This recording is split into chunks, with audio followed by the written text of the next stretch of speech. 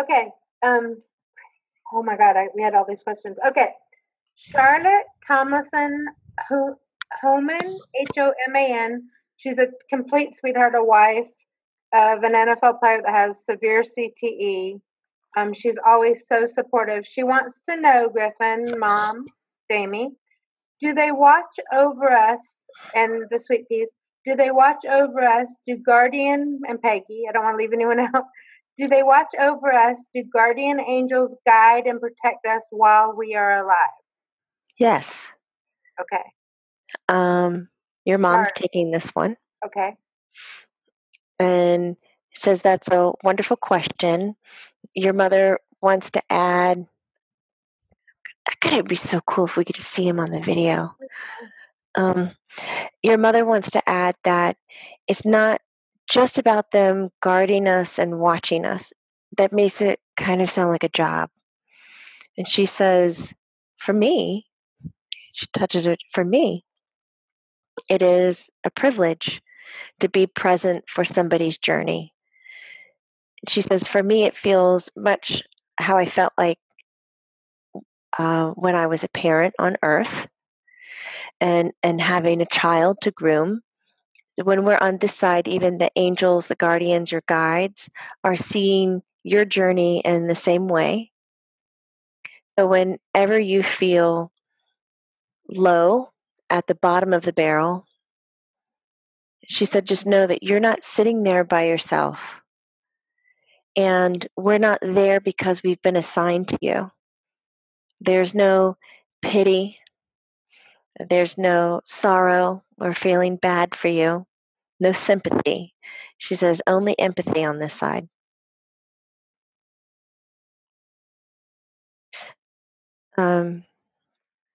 Griffin says, kind of on top of your mom, that when you find yourself going through those moments where you need to lean on somebody else, the majority of the time, this conflict or the lack of needs met, so proud of you, lack of needs met is associated to an agreement that you've made. And your mom jumps in and says, and that's when we're not going to interfere to course correct anything because this is the experience you need to have. Griffin says, and that's why we just sit with you. We're like, here we are. You're going to make sure you're not alone. Everything's good. Just, keep going.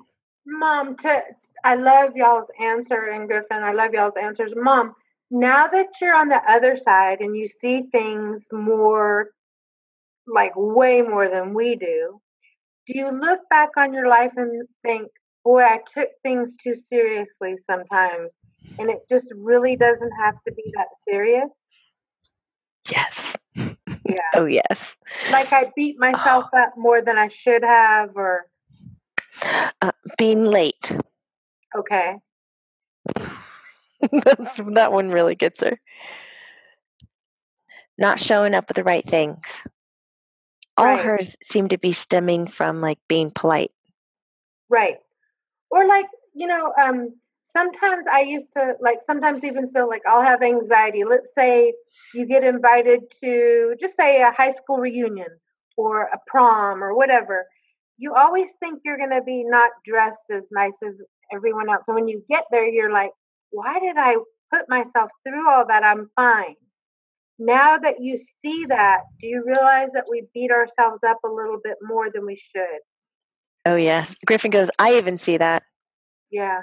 That we're okay. Like if you could Yes. come back knowing what you know now, Mom, is it completely easier? Like, wow, do you ever think to yourself, if I could know what I know now, I wouldn't have as many insecurities as a human as I did? Not that you did, but I'm saying in general, everyone does. Does everyone have the same insecurities, Mom? Even if it looks like someone has it all together, we all do that silly worry stuff? Everybody has the silly worry stuff. Not everybody has the same insecurities, she says. Everyone has the same doubting Thomas. Yeah. But that doesn't always mean it's an insecurity. It's just a questioning. And she says, I believe that's the way we're designed. That's what shows us where to get out of the box, where to take a risk, and when to self-preserve. Right.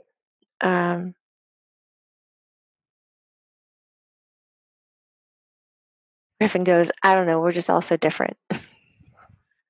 Do we always have someone with us?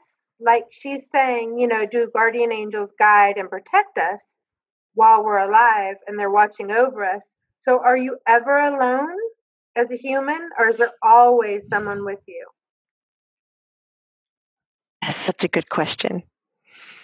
Griffin's like, I want to take it. I want to take it. I want to take it.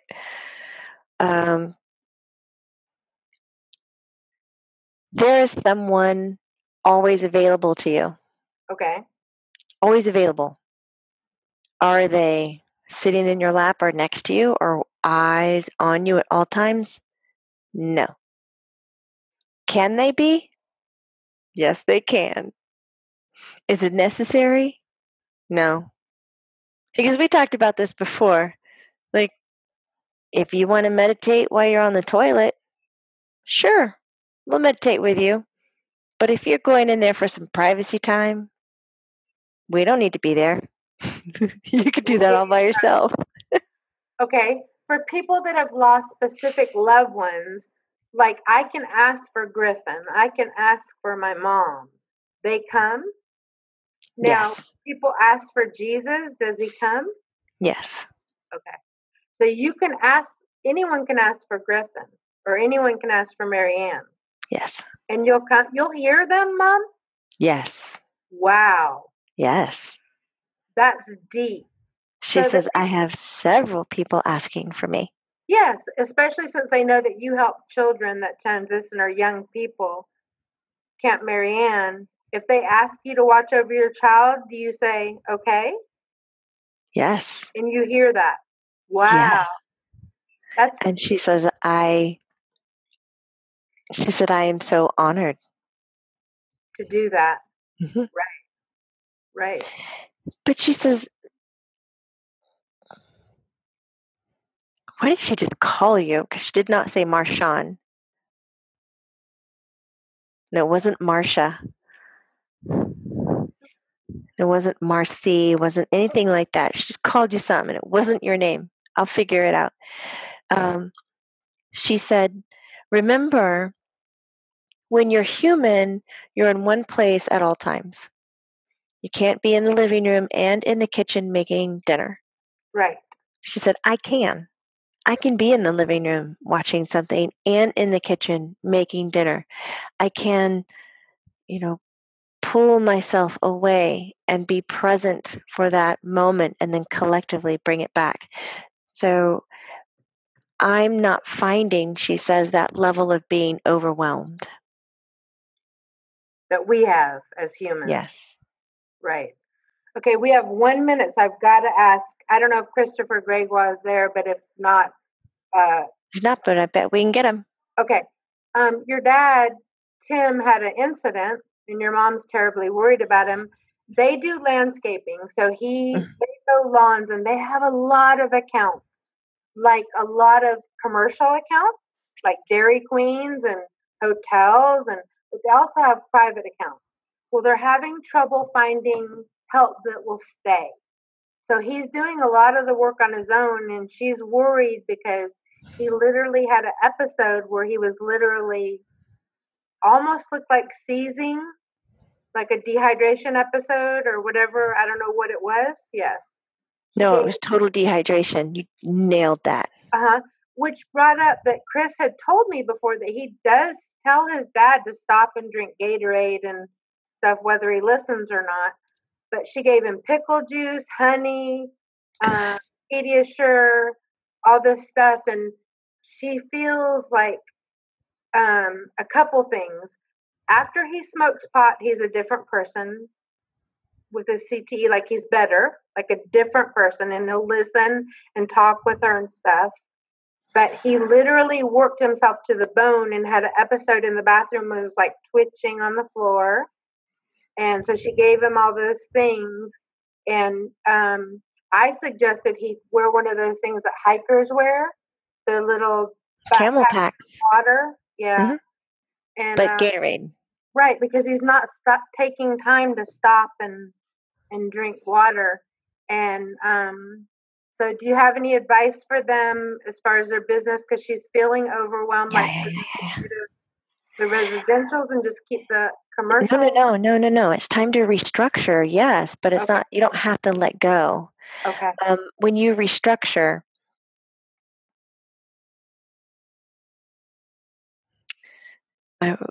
we've got a few things we're going to talk about. Okay. Let's look at hiring, first of all. Okay. Please go to local colleges. Okay. And put ads that, it's a great college career. Yes. And you can put yourself through college by doing this. Yes, great idea.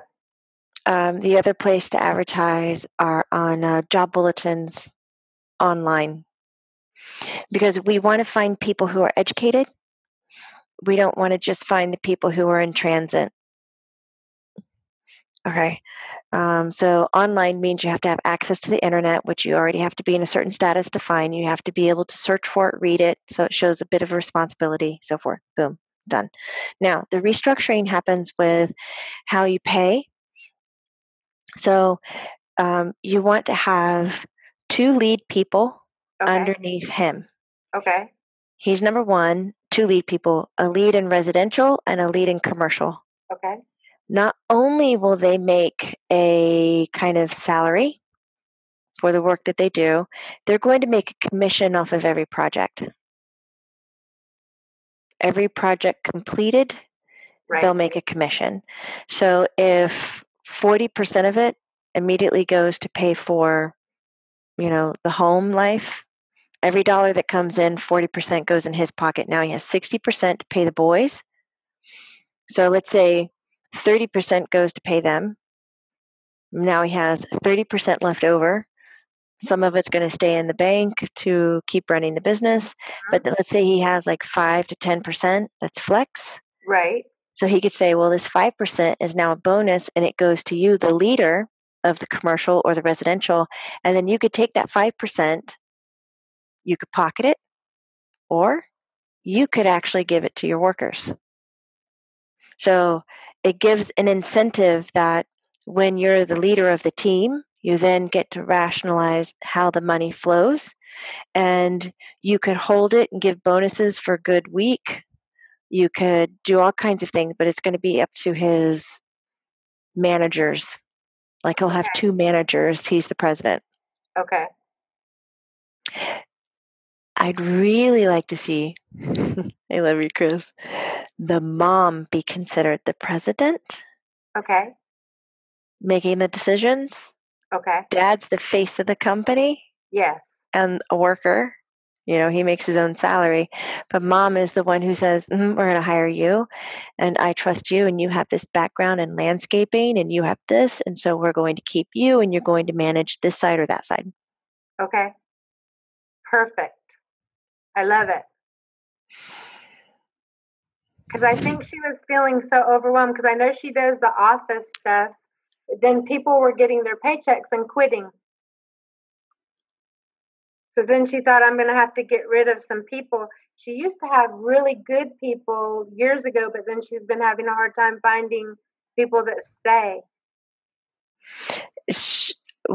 When you say office, do you mean inside? Yes.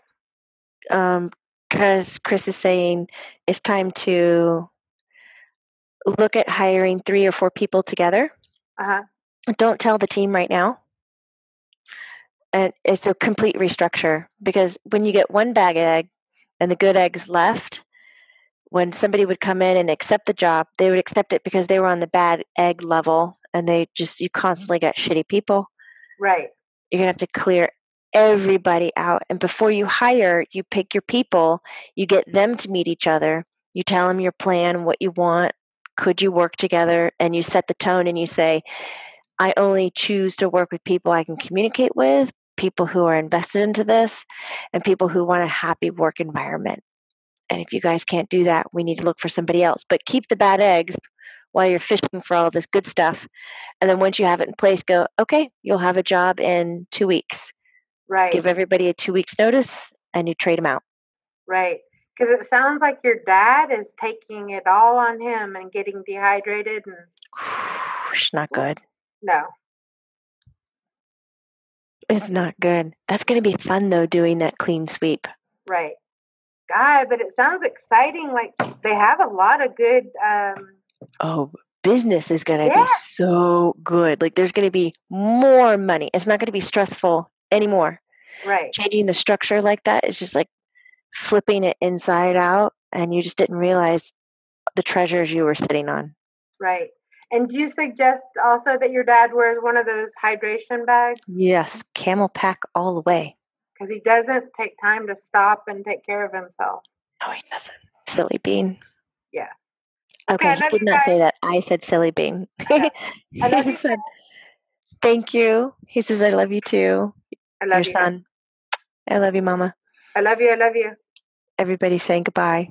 Bye. I love you. I love you.